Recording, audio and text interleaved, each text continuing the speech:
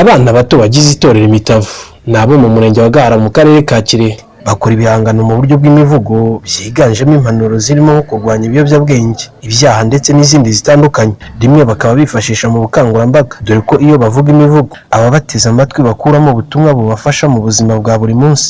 Wadutoje kwanga ikiyobyabwenge n'igisa nacyo kikibagirana mu karere ka Kirehe, dukumira icyaha kitaraba, dutanga amakuru ku gihe kandi vuba.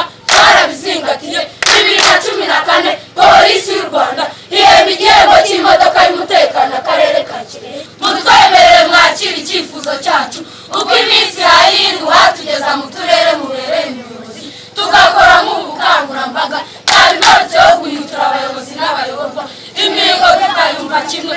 Intego yacu ni ukubafasha kwesa imihigo bayobozi b'intara yacu.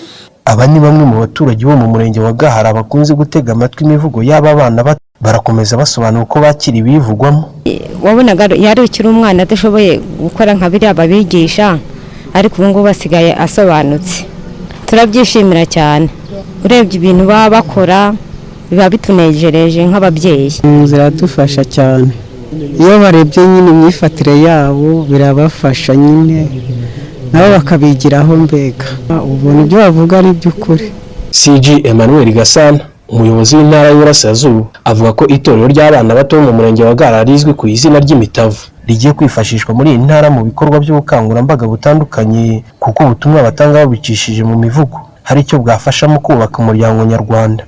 Turimo gutegura urugendo kugira ngo baze ku ntara, duhamagare ba meya bose bumvuga ubutumwa bwabo, bitubere igisubizo ku bigo by'amashuri bitandukanye mu mirenge itandukanye, kugira ngo nabo babigireho, habeho uburyo bwo kugira ngo tutanye ubutumwa dukoresheje abana nk'abangaba b'Imitavu. Ibi rwose ni ibintu byiza kandi tuzabana n'igihembo cyo kubashimira ko bateye intambwe kandi mu gihe kinini bikora.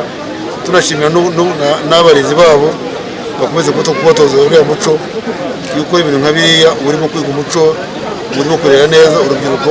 Itorero Imitavu ryo mu murenge wa Gahara mu karere ka Kirehe rigizwe n'abana bari mu kigero cy'imyaka hagati y'7 na 13. Abenshi muri bo bakaba biga mu mashuri abanza, naho abasigaye biga mu cyiciro cya mbere cy'amashuri yisumbuye.